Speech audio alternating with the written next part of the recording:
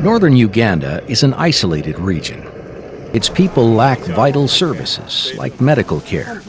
Some of the kids were sick, very sick, and you have to wonder after we leave what kind of medical treatment they're going to be getting. The largest towns are Lira and Gulu. Between them are many small agricultural villages, the homes of farmers, fishermen, their children, and their elderly grandparents. Old people are suffering because they don't have proper care. They can be abandoned. For so many days you find some of them having nothing to eat.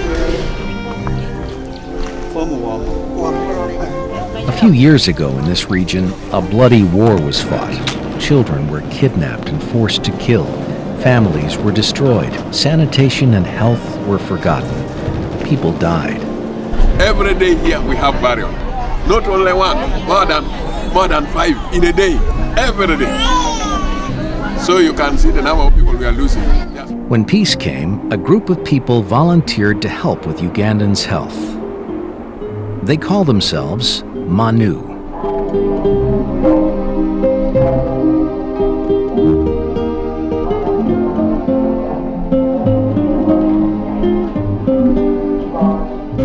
The first members of MANU were Kevin Hunt and Sam Okori. Hunt is an American physician and internist. In Northern Uganda, it's less favored by the government, so that those people suffer more and they live in their huts, and a lot of people don't have health care, they don't have access to health care, and the access that they do have to health care is very rudimentary. Okori is a Ugandan physician and a Catholic priest. When we go to the villages, you see people are desperate, they're poor, there's lack of routine medical care. That's what people are like. They want a doctor, they want to be seen by a doctor. Father Okori and Dr. Hunt provide Ugandans with medical services and equipment. They organize volunteer aid, and they arrange health screenings for people in rural villages. Recently, they brought a team of American volunteers to the region. Susan Rohan, a nurse, Nicole Schreiner, a pharmacist, Brianna Skripschak, a pre-med student, David Duritza, a medical technician, and Carmen Lang, member of several African service groups. Sister Helen Akonga, a Ugandan nurse, worked with the team.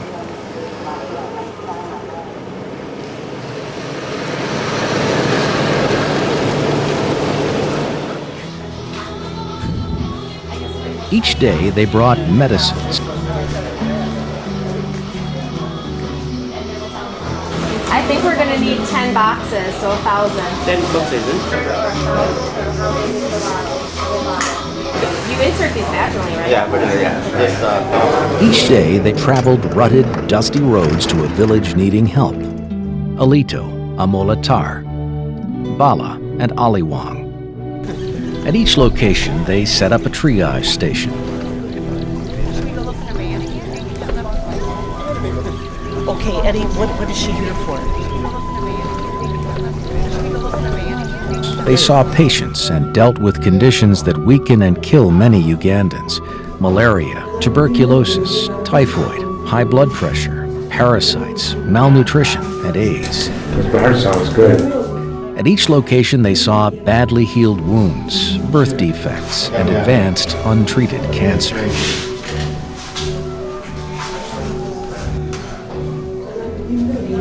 At each, they saw mothers and children whose lives were imperiled.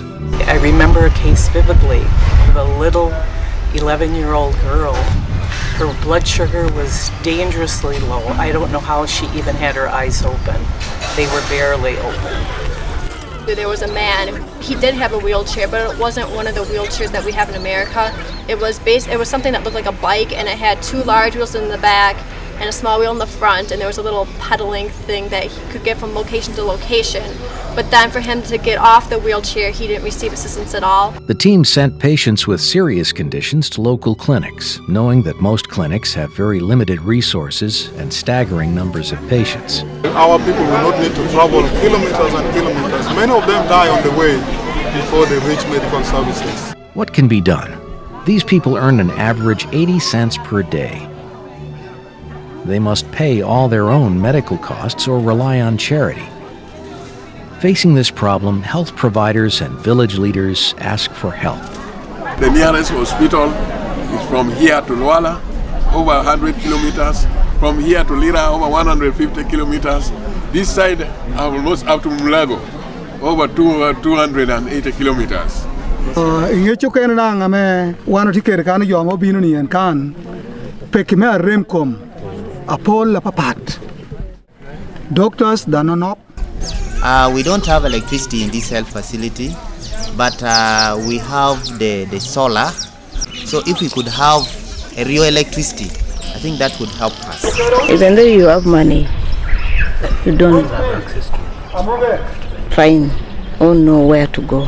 And others, they just die. It would be a welcome idea to have a health unit here of our own, which can cater for the health need of our people. I would appreciate that, and everybody would appreciate that. Will it happen? Maybe in the future. To build a better future, the MANU team went to Pope John's Hospital at Albert. This is the only hospital within reach of 1/3 people. So we are doing some innovation here. At Albert, the visitors met a small group of nurses who serve more than 70,000 patients per year. Medical equipment and supplies are donated by MANU and other humanitarian groups. They visited the maternity ward, the lab, so the temperature in here, is it too hot or is it? The operating room, This is way too small. the X-ray facility. Sister, is this the current X-ray facility still at Albert Hospital? Yes, that you use? the one we are using. Where do you develop the x-rays? This is the darker room inside. You can't enter when it's in use. The pharmacy. Right, because it doesn't produce any spike. Oh, do you have this thing for the snake bite? After touring the hospital and seeing conditions across the region, members of the MANU team shared these thoughts. There are overwhelming number of people who are sick, and we have no capacity to manage them because we don't have enough drugs, we don't have funds to buy equipment, we don't have money to pay the health workers. They need so much here. First of all, there's so much poverty.